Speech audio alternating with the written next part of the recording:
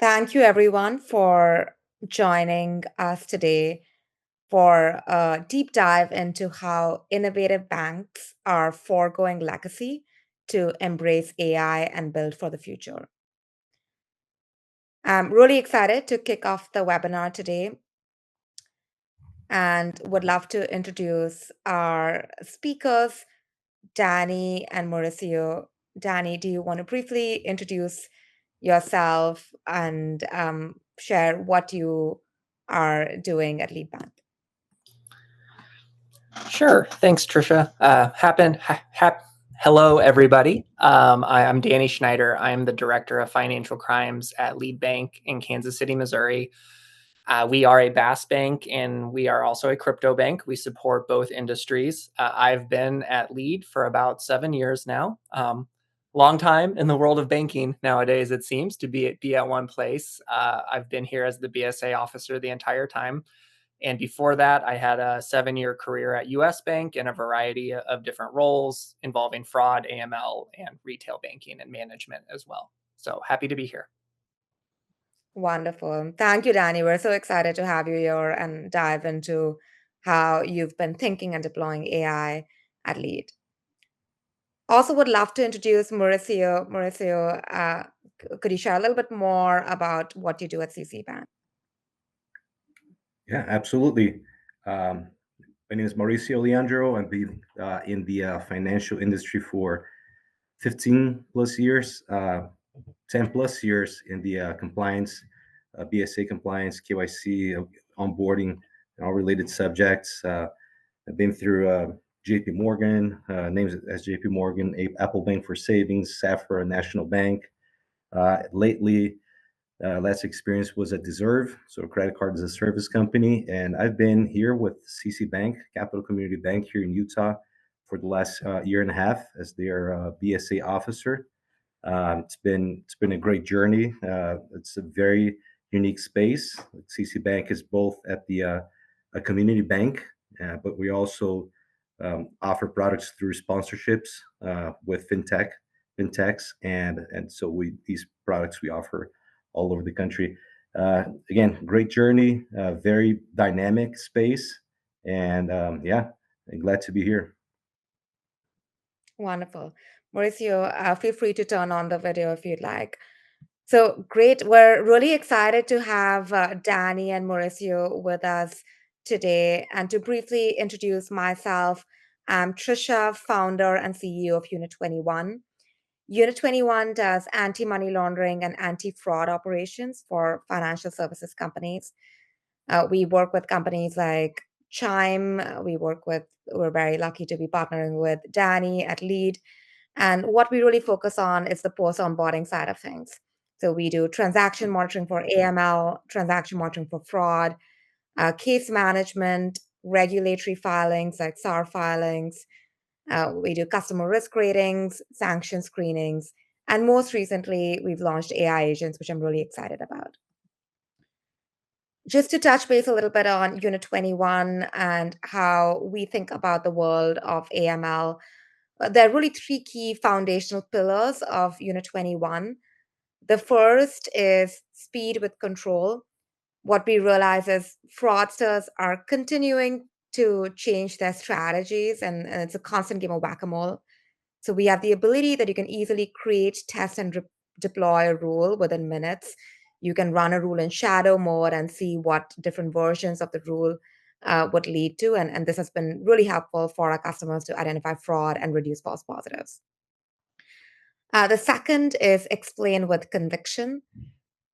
In the world of highly regulated industries that we are in, it's really important to be able to explain to a regulator why an alert was flagged, what exactly happened for every alert investigation. And that's a big foundational pillar for Unit21. So everything from customer risk ratings to sanction screenings, everything is something that you can control. And then finally, automate with confidence. We fully automate file SARs, CTRs, 314A, and a big focus for us going forward is AI agents, which we will talk more about on how can we help automate as much of the operations around AML and fraud today using AI. All right, so we'll kick it off with with two quick poll questions, and then dive right in. So the first is, are you actively using AI agents? Four options. You are. Second is no, you don't want to use one. And the third is if you're planning to onboard in the next 6 months or in the next 12 months. We'll give folks a minute to respond here.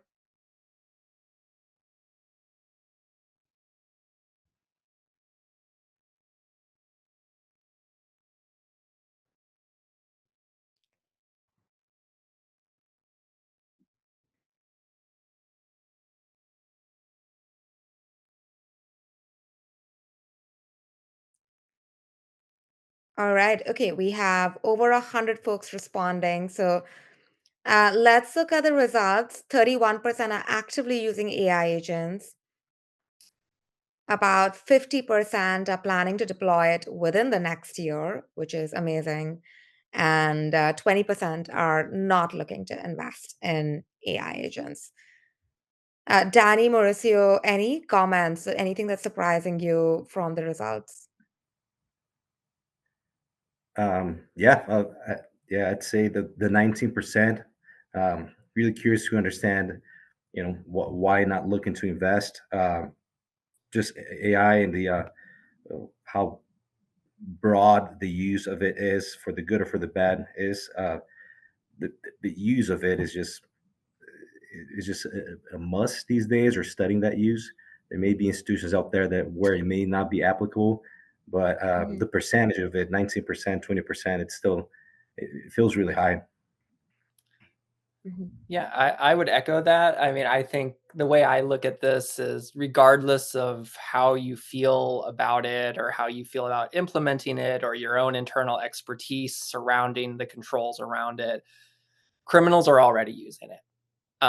They're using it every day. I see it come across my desk every day. Fake IDs, fake passports, chat agents that are used to scam people. Like it's here.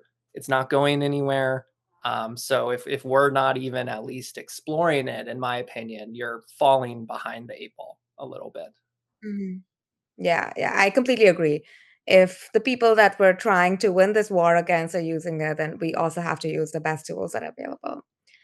So let's dive into the second question, which is um, what is holding you back from investing in AI for risk and compliance? So Mauricio asked a really great question, like why for the 19%, as well as for the 50% that are still, you don't have something quite yet in place, you're interested, what is giving you pause? What are your concerns? So the options are accuracy, hallucination risk, explainability, that you have regulatory concerns, job preservation, which is a very legitimate and valid concern. Your current providers don't offer AI, and you don't see the value of AI yet.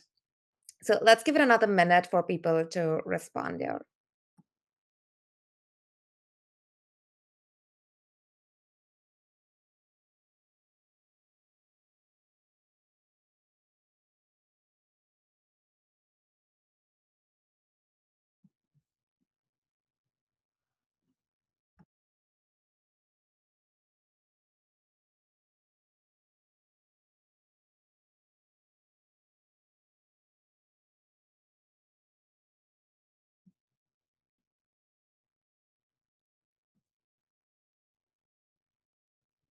All right, we're approaching 100, so let's look at what the results are.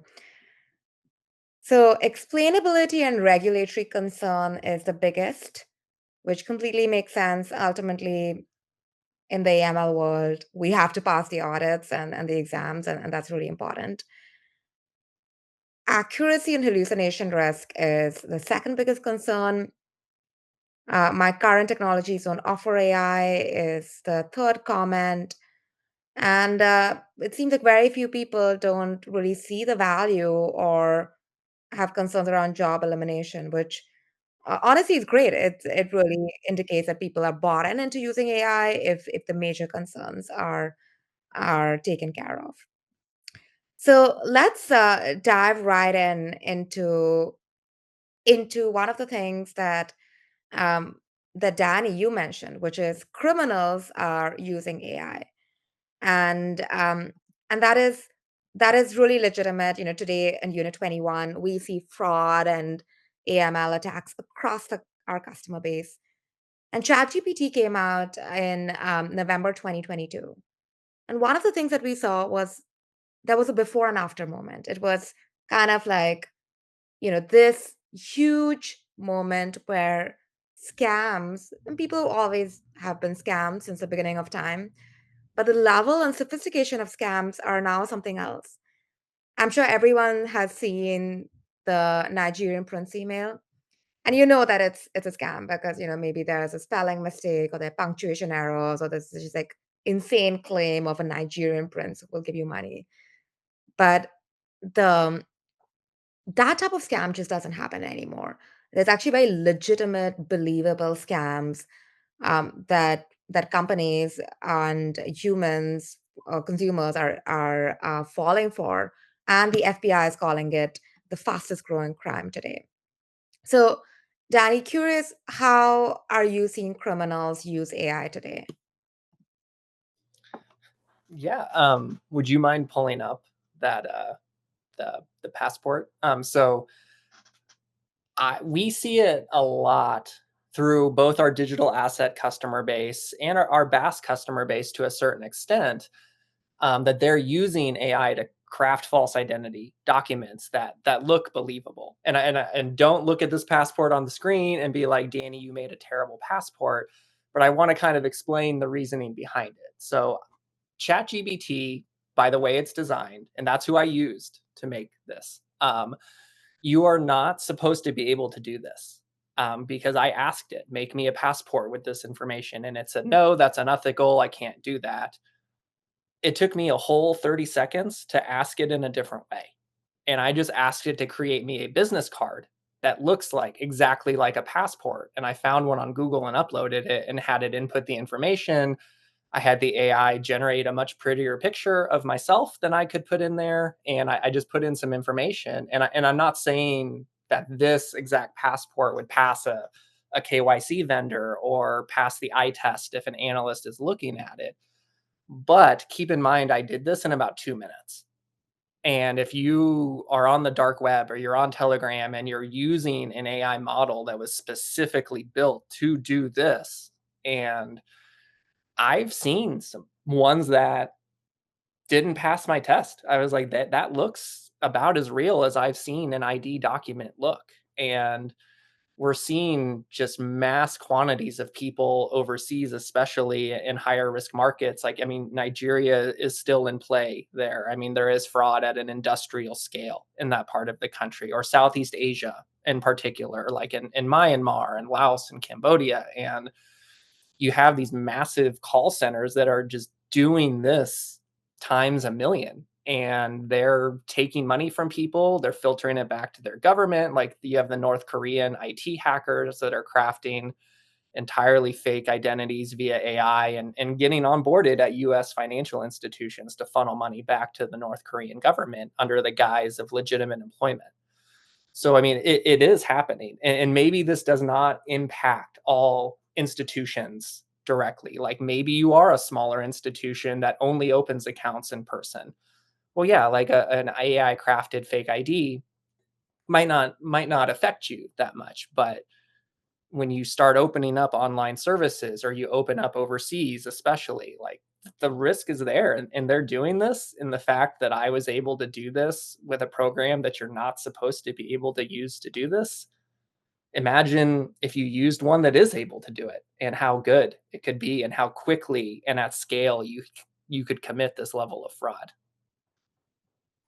Absolutely. It's really crazy that you can give a different prompt and get something that looks, quite believable, right? And if you're especially using it to showcase an ID, if someone's not really paying that attention, then it would pass. And to your point, even if it doesn't pass certain KYC sniff tests, for me, this is a big indication that the traditional way of doing KYC is dead. it's so easy now to create deepfakes. And ChatGPT has those protections now, but you can just use open source models and tweak and tune it to be able to create fairly accurate looking documents.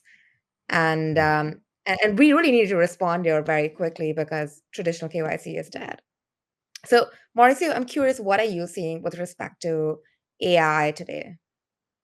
Yeah, I think well, Dan's example is good in the way that it shows what we're seeing here at TC Bank as well, which is how widespread these types of scams occur, and how available these tools are to the average person. So, we mentioned the Nigerian prince scam, very unsophisticated, but that's from 30 years ago. But upwards to maybe 2, 3 years ago, it still needed a fairly robust fraud ring to be able to produce something like what Danny just showed us. And with the advent of AI, you don't necessarily need that anymore. That's available to your average fraudster out there, right? So it just increases the quantitatively, right? The amount of fraud uh, that can happen, right? So your average person can go in, and this is just Chat GPT, right? You have specialized services that I've seen be used to create these synthetic IDs, right? And so you can do that in a multiplicity of ways for fairly low cost. And I've seen come across my desk as well check fraud. So manipulated check images, um, which again are AI generated, right? Your typical fraud check, which maybe a few years ago was something that was almost dead, they would come as clearly manipulated images. You could see where a signature was copied and pasted over a different check image. But now the generative AI, is able to do that in a way that check looks real, right? It's able to pull an image out of the dark web, a check image out of the dark web, and transform that image into something that's very real, right? The signature deviates slightly from the original. The handwriting is virtually the same slant. It copies the brand basically of that person. So if you see these kinds of scams on the rise, that's AI is one of the drivers of it, and phishing scams as well, right? Same the traditional phishing scam, something that you could look at. Look at some signs where it's coming from, the way it reads. Somebody with a little bit of experience can tell what's a scam and what's not, looking at these emails. But nowadays, generative AI can also copy the brand of the company behind that email, right? The tone, the messaging, everything sounds really uh, real, and it's much easier for people to fall prey to that. And we can go on and on. Deep fakes, right? We had a bank in Hong Kong just a couple years ago lost $25 million because of a deep fake. It was a, a phone call from imitating their CFO's voice, and I'm not sure if it was one of those that we receive now and then, asking for the CFO asking for the individual to buy uh, um, just gift cards or something that easy, but they lost 25 million. I'm sure it was something more sophisticated. So these scams are also on the rise because of generative AI, right? So I've seen quite a few of those, especially in the check fraud piece. Yeah, yeah. It is and the Hong Kong deepfake, that was just so crazy to me because if people aren't familiar, there was this hedge fund in Hong Kong that was scammed to release $25 million, and and there were actually controls. So it was supposed to be that, hey, if you get a wire request, then call the CFO and confirm that the wire request is legitimate. So the person called the CFO, and the CFO said, okay, let's do a Zoom call, and the Zoom call was made with deep fakes, and so the person got the approval over Zoom and then sent over $25 million. And so it's not really something that is affecting only a small section of the society. This is going to become more and more dangerous with time. So moving on, okay, we know AI is being used by criminals, and we have to use it as well so that we are coming back with the best defense and turn it into an offense. So how are both of you and your teams thinking about AI? Can you share a little bit more about how do you think about incorporating it in this year? Yeah, so kind of at lead, how we're thinking about it today is on a couple fronts. Obviously, if you don't know, we are a pretty big BaaS bank. We have quite a few partners, so a lot of our program is modeled around that. So we don't onboard a whole lot of community bank traditional finance accounts in the market. I mean, we do have a customer base. It is slowly growing, but it isn't the biggest part of our portfolio. So if any of you on this webinar are working for big institutions or BaaS banks, the alert volume can get out of hand really, really quickly in a BaaS model, depending on how you have your program set up, whether you're doing all of the transaction monitoring for your fintechs, whether you're overseeing their processes, or maybe you're one of the banks that's still using kind of a middleware provider. I would advise against that, but that's a whole different topic of conversation. For us, it's volumes, and you almost can't hire people fast enough. And as you grow your teams, decision inconsistency becomes a real fear. Maybe one analyst looks at something a little different than another would.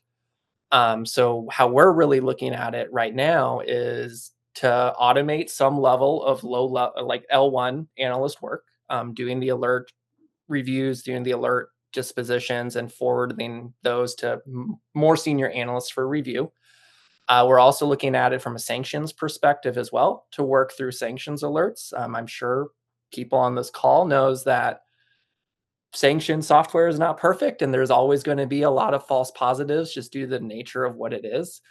So for us, it's really how can we save time doing these more menial tasks and focus my team's expertise and my team's time on higher growth areas for the bank. Like, we're almost taking an entrepreneurial mindset to it. Is how can we use AML to further the bank's growth, to further the protections that we offer to our customers and our clients. So those are kind of the two big areas that we're really looking into it right now. I love that. People often think of compliance as a cost center, but if leveraged properly, it can be the reason that you can grow and can take on more and more and different types of business. And focusing on, one of the things is when we were thinking about what should Unit21 do with AI, what should be our thesis and our stance on AI, when we looked at the different tasks that happen in the whole world of AML, what we realized is the most repetitive task is the L1 operation. And I would say 80% of the L1 operation is what I call hunter gatherer work. You're getting data from one place, trying to make some decision around the data, and writing a narrative around it. So you're not making a lot of complex decisioning. You're really getting the data, compiling it, doing some overlay analysis on that. And that can today be fully automated with AI in a very accurate manner. And with Unit21, we today have 80 companies using it. We have seen a 50 to 98% reduction in the average handle time. That is the time to resolve an L1 alert. And the numbers are so incredulous. I had to ask the team to take a look at it again. But 60 to 80% is pretty standard. And to Danny's point, those resources can now be used on so many different things. I've never had one customer tell us, "Oh, we're swimming in resources." And so everyone is struggling with resources, and is the best use of our time really doing the most trivial L1 work that today can be automated. So I love the entrepreneurial approach that you're taking towards it, Danny. Mauricio, how do you think about it from implementing AI in the next 6 to 9 months? Yeah. So yeah, the point you made is perfect. The scalability of it, right? So AI, we mentioned some of the fraud cases, right? How it can be used to hurt financial institutions and customers. But yeah, it can be used as a driving force to to improve processes, to augment the work that humans do on financial institutions. Yeah, so what CC Bank is looking at AI from a few different perspectives. A couple that I'm working directly with are we're looking at the transaction monitoring and case management platform that we currently use, and trying to see whether it's going to be the platform that's going to be with us for the next few years. Is it a platform that incorporates AI in a way that we can explain to the regulators? Is it something that's going to help the analyst work on a case? Is it something that's going to help them build the SAR narrative in a way that's almost ready to present to report? So we're looking at how this platform uses AI to improve our processes. Another aspect that's very important to us is the customer risk rating. So we're looking for a platform that can look at the model that's used to risk rate customers, and possibly make some recommendations, right? A lot of the platforms you see out there, either they use standard rule sets from everything, right? From transaction monitoring to customer risk rating, and they're static, right? They don't evolve over time. But with AI can look at our data and make recommendations based on our customer base, right? It can tweak that model and tell us what gaps, what is it that we may be missing that we're not seeing in the data just by using humans. So that's one of the initiatives. The other is on the onboarding side. So we're also looking for KYC, KYB solution that's scalable in the same sense, but that again incorporates AI in a way that can help the bank detect these kinds of fraud uh, attempts using fake identity documents or um, liveness checks or so. AI can also be used, on the other hand, to predict and see what is AI generated or not, right? So believe it or not, you also have these data aggregators that look at a driver's license, for example, and it's going to look into quite a few different sources for what that identity document should look like. What are some identifiers, some signatures that are intrinsic to that document, and then come back and say this is a fake ID. To the human eye, it may look perfect, but that's one of the signatures of AI, right? A lot of the documents, just like the one that Danny showed, it looks too perfect, right? The human eye probably won't detect it if you're just doing those manual checks, but AI can detect what AI did as well. So we're looking into incorporating AI in a few different ways here at the bank as well.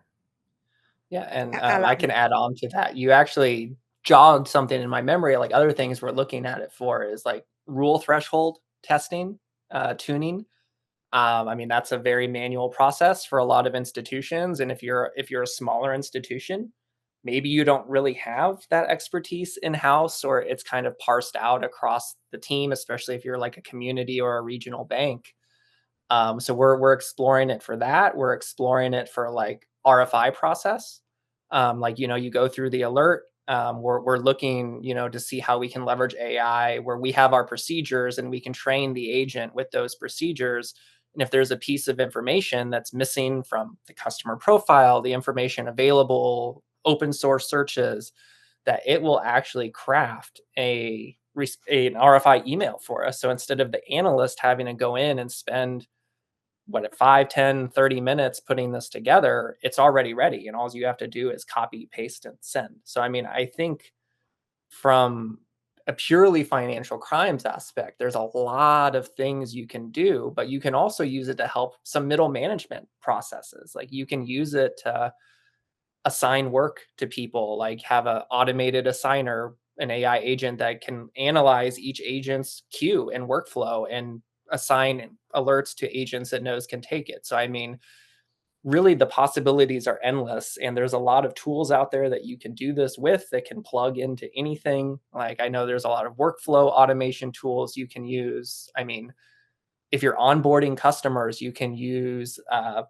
like AI, as Mauricio was saying, to look at business documents. Can they see if they're fake? Can they see if this is actually a registered business? I mean, the possibilities are endless. I think we're just scratching the surface on what banks can do with this, and it's a very exciting time. Yeah, Scary, but exciting. that's true. I think with AI, right? It's the sky's the limit, right? I think somebody on the compliance space just has to think of how else it could help, and we've used it for the most mundane and repetitive tasks here at the bank uh, with success, right? So it's not a perfect solution, but it helps save a lot of time. For example, if you're drafting a new policy or rewarding a new policy, right? You have to have that documented policy for when a regulator comes over. Well, that document may be 20, 40 pages long.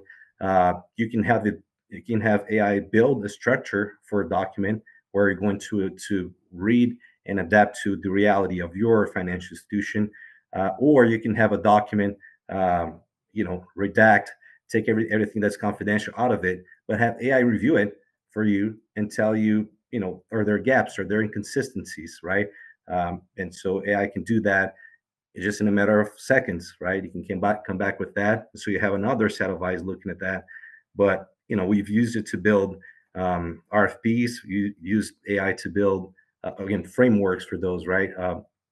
Succession plans. We use to do responses to regulatory requests. A lot of it is typically very manual, but AI takes a lot of the heavy lifting out of that. I guess one thing to say is that AI is just that the it's like the same, right? A confident fool goes farther than a hesitant genius. So AI is that confident fool that's going to make that document that looks perfect. But if you stop and look at it, it may have no bearing in reality, right? It just looks really good. So at least for now, we really need a few other sets of eyes to vet anything that AI spits out. So. Yeah, you know what? It's just amazing to hear the different use cases, that the possibilities are truly endless. I think that's what you said, Danny, where you could almost reimagine every single thing and say that, okay, if you built it with AI first, what would that look like?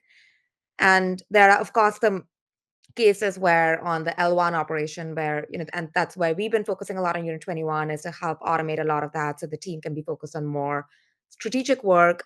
But I also really like what you said, Mauricio, and I recently heard this around policies and drafting of policies and instead of, having to work on a 20 to 40 page document, which would typically take you a week, now you can use AI and you still need to review it and ensure that it is in line with what your company's policy genuinely is, and you avoid this confident fools issue. But it gives you a framework to get started, which really reduces the time significantly.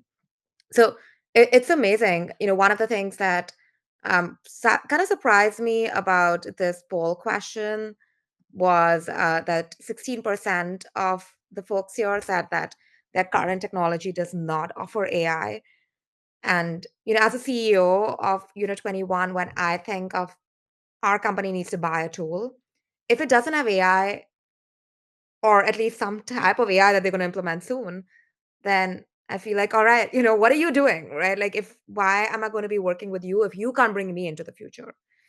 And so I would highly recommend that you, um, for the 16% of folks who don't have any software that offers AI, to really see what's out there. Because if you're not ahead with the latest technology, then it's just going to be a disadvantage for the institution.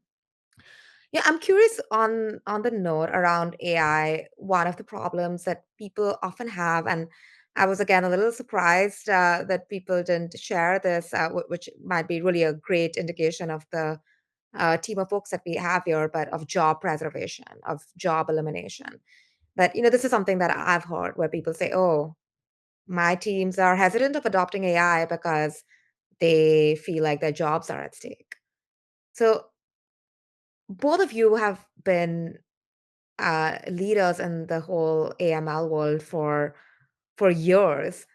What is your perspective on, is that a true statement? If that is a true statement, then what does the future look like?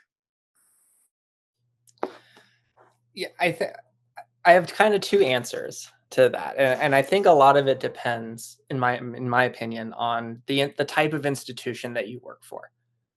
And I think JP Morgan recently just came out and said they want to use AI to replace a lot of the functions that they've hired. And I don't think that means layoffs. Maybe it does mean layoffs, but they're saying like they want to slow hiring and leverage AI more. So maybe from those massive worldwide organizations, they may downsize their force a little bit in that area. But I mean, I'll be fully transparent. I've had people on my team come to me and be like, what does this mean for the future of my job? And how I view it is not workforce replacement, but rather like augmentation. Like we're here to make your job easier so you can focus more on our higher risk areas, because I mean, it's the favorite word, right? The favorite phrase, risk-based approach. The phrase that means everything and nothing at the same time to banks, to financial crimes people across the country. And if we can, based on our enterprise level risk assessment, which you all should be doing at a very intense and high level, if we pick out our highest risk areas and we can use AI to really handle a lot of the lower risk areas of the bank, I can then focus more resources onto our high risk areas, which should hopefully give the regulators much more comfort that we are dedicating the proper resources. And I mean, as you said earlier, Trisha, like resources can be a struggle in this line of work. And at Lead, what we're trying to do is we're trying to reframe that perspective and be like, we can exponentially increase our growth without sacrificing compliance, which is how some of these BaaS banks in particular have gotten consent orders. They've gotten in trouble because they grew too fast. They didn't have the staff. They didn't have the framework. This can augment a lot of that if done correctly. And you know, I'm not going to sit here and say you should dive headfirst into the world of AI. I would encourage you to ask questions, be thoughtful, make sure that you understand it, because I know they also mentioned like explainability is a big concern, and it was for me too when I first started hearing about AI. I was like, how in the world am I going to sit here and explain this to a regulator? Um, but in terms of workforce, like it allows you to focus your resources where they actually need to be. The resources that will be protecting your institution, your customers, and reporting, you know, all the bad actors to federal law enforcement. Yeah, and I'd complement that by saying that it's. I think that's a myth, right? I think at first you look at AI and hear some stories, and it really sounds scary how it automates a lot of these manual processes. And you know, is half of my team going to be gone, or is my bank going to let go of every consultant that they have? And the way I think about it is just like any other emerging technology for the last 10, 20, 30 years. Take the internet as an example, right? 30 years ago, somebody looking at it, there were scary aspects about it, right? Making payments online, it was it was no man's land, right? There was very little in terms of regulatory framework around it, and it could and can be misused, right? AI is akin to that, but if you look in hindsight, right, what financial institution was not uh, diving headfirst into digitizing their processes, making their products available online, right? Making uh, uh, online payments available to them, right? If any institutions were too slow to adapt to the internet 30 years ago, they're probably gone, or they're probably lost a lot of growth opportunities in the meantime. And with AI, it's the very same, right?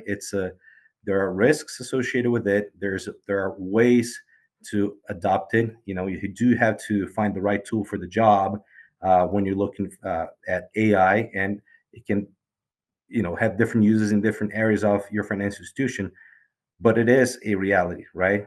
The bank financial institution must look at it and look into ways into how it's going to augment the present workforce, right? If the bank is not using your human resources in a smart way, maybe there's some negative impact. But going forward, I don't see a path where AI is going to, dislodge, maybe make people lose their jobs, at least not in our industry. I think it's just a matter of uh, using resources in a better way. And I'm one example here at the bank, right? Uh, because we use certain robotic agents, right, to review alerts, to acknowledge or clear alerts.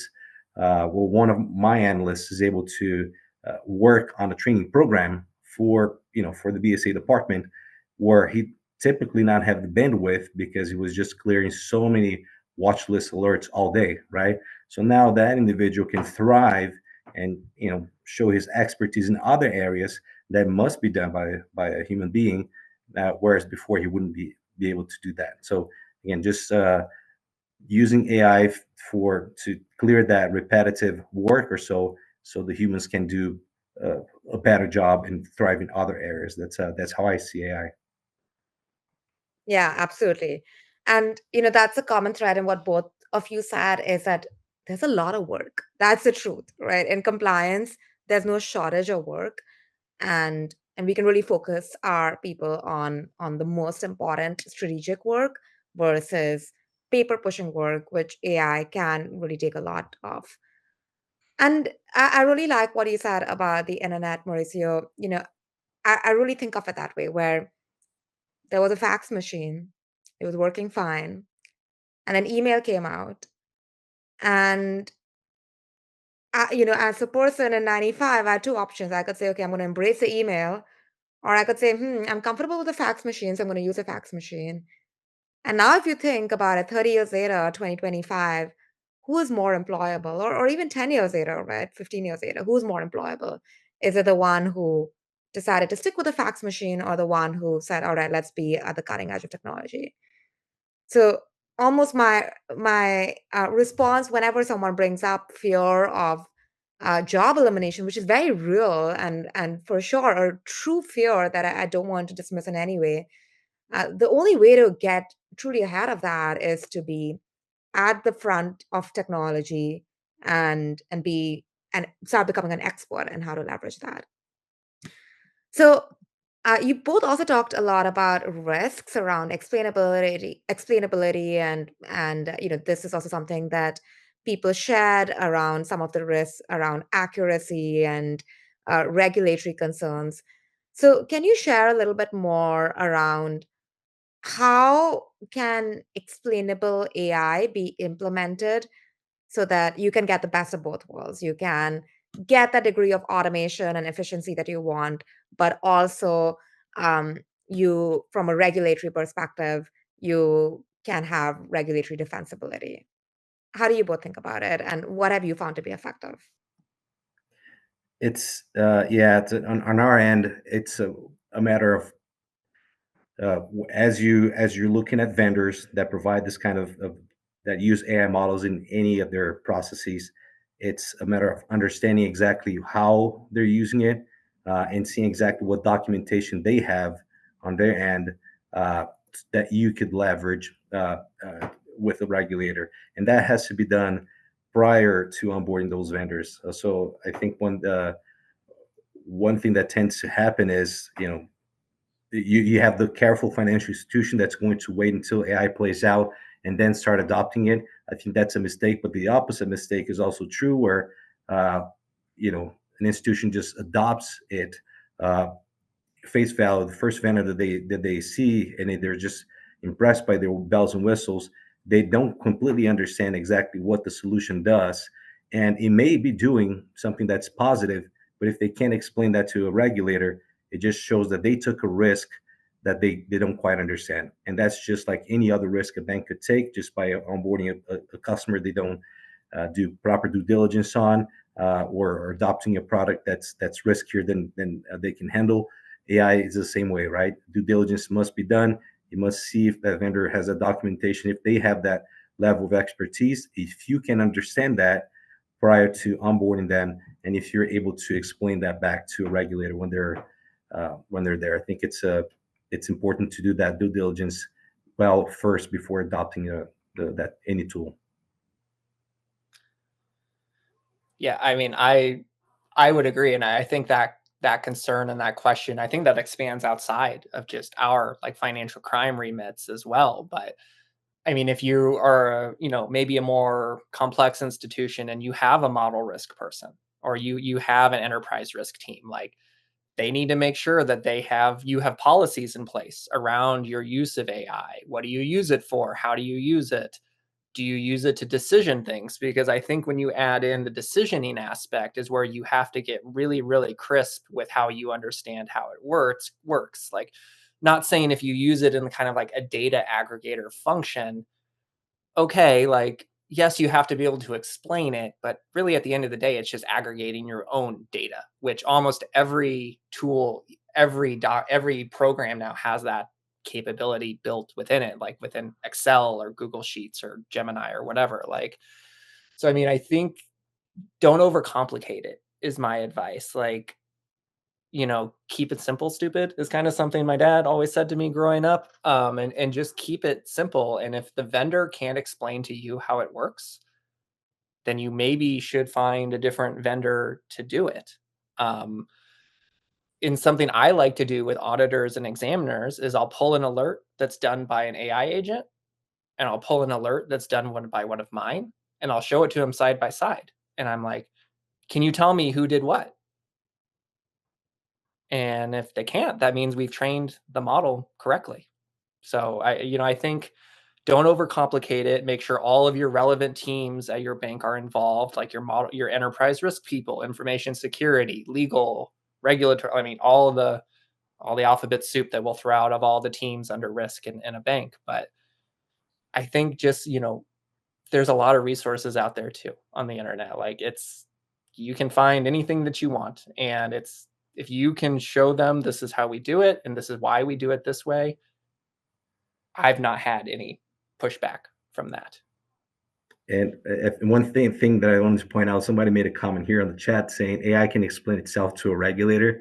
Yeah, I really wish we were there. It'd be really great to have them to have ChatGPT or whatever in the Zoom meeting with the regulators, and have them just to explain that to them, or explain it to yourself so you can explain it to them.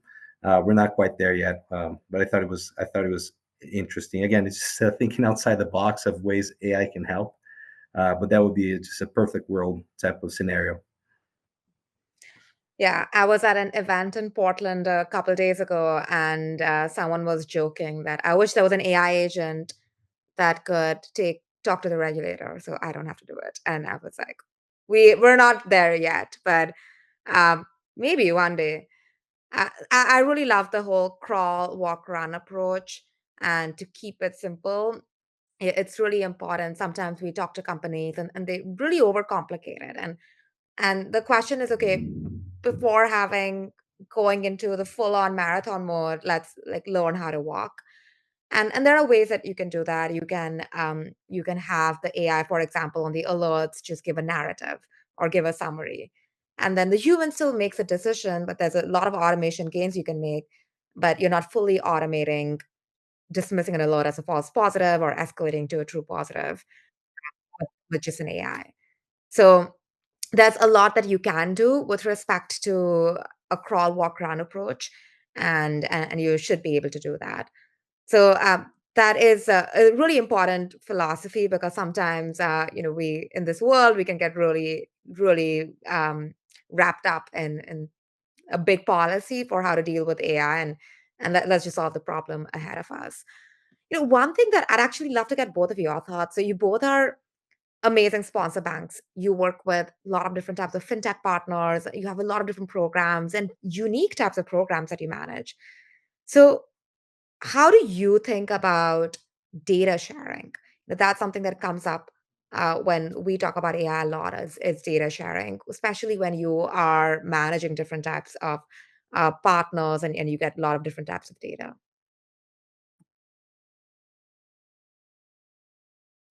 So I mean, it's an interesting thing. And I think there's a lot of different ways that you can accomplish this. But I will say from our perspective, where we noticed a lot of failings, at least in the BaaS space, is not having all of the correct data. Whether your middleware provider, which is why I kind of made that comment earlier, doesn't provide it to you, or it's inaccurate, or you have no way to validate whether it's legitimate or not, that can cause a lot of problems because all of us in AML know, like crap data in, crap results out. It's just the nature of how it works. So kind of how we've set it up at Lead is we get all of like all of the data. It's sent to us every day, and that's regulatory compliance data, that's KYC information, that's transactions.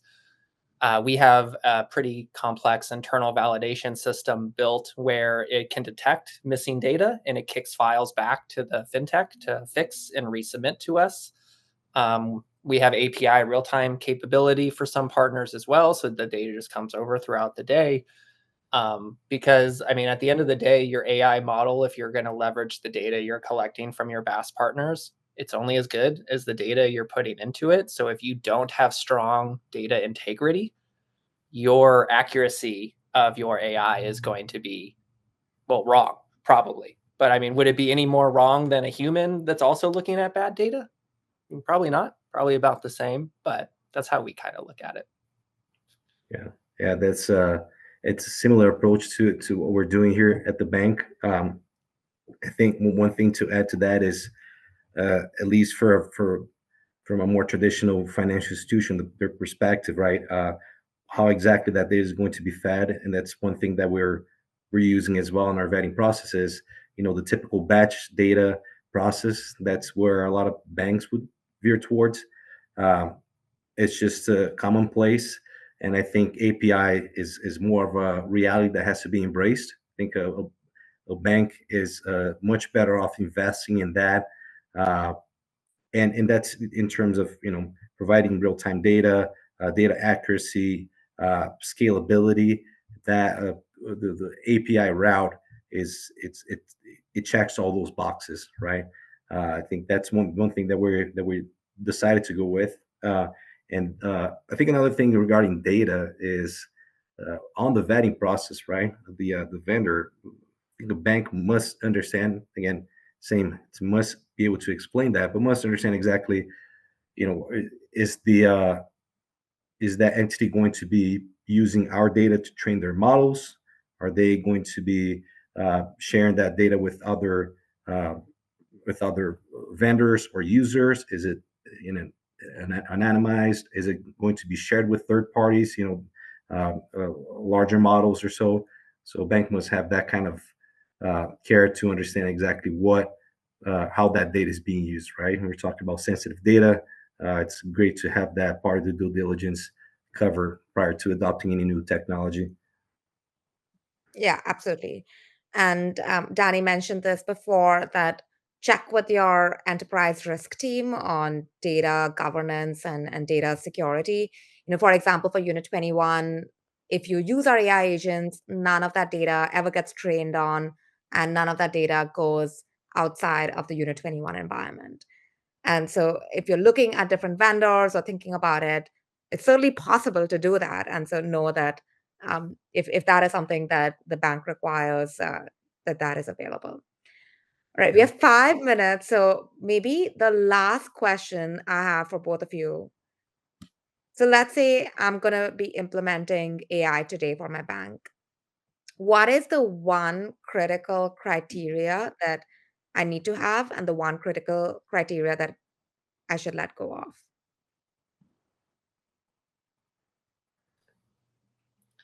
Yeah, Go ahead, I'll go Mauricio. first. I wasn't muted. Yeah, sorry. Yeah, so I'd say explainability is one that we just touched upon so many times.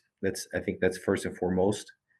You really need to understand and be able to explain what the vendor is doing using AI, and then yeah, that data due diligence, understanding, and sometimes it's just an assumption on the part of the financial institution, right? So Unit21 does that, right? It retains that data. Data is not used to train other models, but a financial institution may miss that depending on who is doing the due diligence. So it's important to involve other areas of the bank, your IT, InfoSec departments, for them to be able to give a different perspective and ask questions such as this that somebody with a purely compliance background may miss, right? So the due diligence process has to be broad enough for you to have no blind spots in your investigation, I guess. I would say for me, the most critical thing that you need to make sure you keep in mind and look at is what problem you're trying to solve. Like, I think if you just try to implement something without a real clear view of what problem you actually wanted to solve, it's going to be difficult and it's going to be hard to explain and it's going to be a challenge. So you have to find out what you actually want to do with it and then be laser focused on instituting that. I would say the critical thing that you need to get rid of is that, well, the regulators won't understand it. Like I think that's an assumption, and I can just say from my own conversations with our regulators, both state and federal, if they're on board. I mean, I'm not going to speak for them and their own missions or anything like that, but like we've gotten very good feedback from our discussions on how we plan on doing this and how we're slowly doing it. So I guess like the fear of the regulators is what I would get rid of because they might be more open to things than you think. I love it. Thank you both. This is super helpful to dive into how people should be thinking of AI. We have an AI buyer's guide that we created at Unit21 as you're looking to buy different AI solutions. What are the questions you should be asking? How should you create an RFP? So feel free to take a screenshot of the QR code. We are also doing a webinar in on AI governance in July. Um, it'll be on July 16th. You can find more information on our website. And it's going to be on AI governance and how you think about that. And and finally, we will be sending out an email for an invite to a Unit21 product demo. So this is going to be really for you to be able to see how we think of AI. And as you embark on your own AI journeys, it'll be a helpful way to look into that. So I know we only have 2 minutes left. The one last question from the Q&A that I think would be helpful for, and I know there's a few questions that we weren't able to get to, so apologize about that. But one last question that I think will be helpful is, what type of tech education do you think is most valuable for compliance professionals?